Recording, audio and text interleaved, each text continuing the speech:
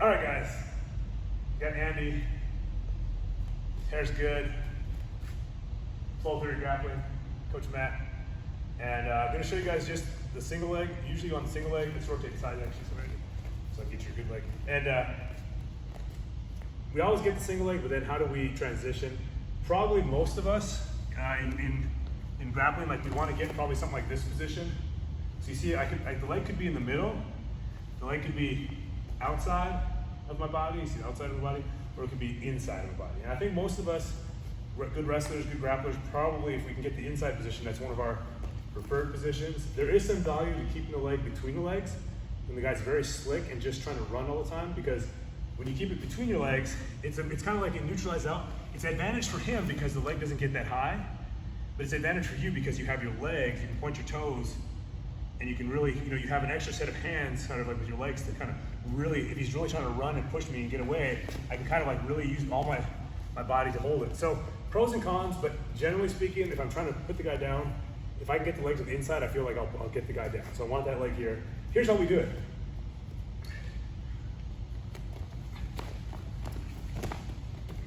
Okay. Not too complicated, but you want to have a way of doing it that you don't have to fumble around and figure it out.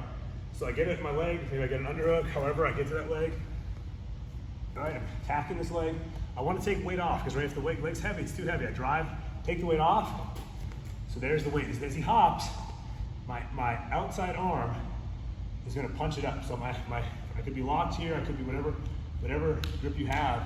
And as I drive, the weight comes off, this outside arm is going to punch it up, and my inside arm is going to slide a little bit. You see that? So it's punch, so it's 1 and a 2. So it's like this rotation and this rotation. But while I do that, so it's between my legs, see I drive, I step. You see that clears that gap for the leg to come out. So as I step, my hand's kind of waiting. Punch, see, the leg comes up, punch again. Now we have the leg. And pretty much from this position, and he's not super flexible, so I'm squatting a little bit for his ease. But from this position I can expose the back, walk in. Right, this is a great position to finish from, where I can just try to lace the legs or just tackle into the hip or far knee. Back exposure if he doesn't want to go down. Another angle on that, guys. Drive it in, drive, punch, punch, right? So you see that rotation is very important. I don't just try to move it up though. He's too heavy to put weight on me, Andy. He's making this leg heavy to put on the floor. So I've got to put weight off and then punch. So you see my leg there?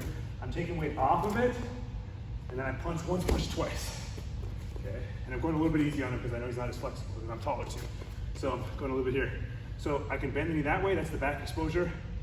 If you can't get the knee going this way, like maybe I'm trying to go this way and he's facing me, right? He's not, I can go the other way, right? I just have to pull him here, get on that way. And again, that's for sure too. I've got good leg control for a leg drag, whatever you want, leg entanglements, whatever you want to follow up with. So, however we get there, I'm holding him here, right? I move his arm, I get to that leg. Drive, 1, 2. If he holds my head, this is a nice one too. I just kind of clear his elbow and watch how I expose the back, right? At the same time as I throw that arm by. You can lace the legs. I usually climb up the legs, so when I'm here, I usually start climbing. 1, 2, you see there's the far knee, 2, boom. And I follow through for 2. So I'm generally climbing up the leg. Just might as well talk about it, we're making a video. I'm always wanting to climb up that leg. Andy's always trying to limp the leg out a lot of times, in jiu-jitsu especially. He's gonna be posting on me. Right, so when I have the leg, kind of turn your body and get the knee out, they turn it back away from me, and slide like that. Very common. And he's usually, I grab out like Andy. So usually the guys are like, you see pushing and point the toes and slide. So Andy's usually pushing me, pointing the toes and sliding out of here. Okay, so, and imagine he's very sweaty, doesn't want to go bottom. So as he's trying to push and do that, I'm usually climbing, you see? I'm usually climbing up that leg. So as he's trying to push, I'm going to follow, climbing up that leg. So that's where the knees can really help you, so that he doesn't push and slip. Pointing my toes in here, see, it makes my knees come together without much effort. If my toes are out, the leg falls. Okay, so you can drill this too. You can see like Andy push my shoulders and try to yank it out, try to limp it out. You have to learn how to get that pretty tight, which gives my hands ability. Right. So while I'm trying to stay down here, I don't want to be so low in the leg. I want to be up in posture and getting closer. So like I'd like to be here, shoulder where I can reach his body. So I want to be in here. but Andy's trying to push and get me lower on the leg. So I use my legs to pinch, I'm climbing up. See, I'm climbing up to that position, right? And now I can go 1, 2, get the leg up here. Expose the back, or start pulling that knee. Boom, taking him down for 2. What else, Andy? You think I should miss anything? Should I actually add anything to that?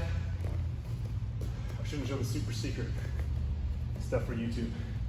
Super secret, they gotta send me a super cash tip. That's it, guys.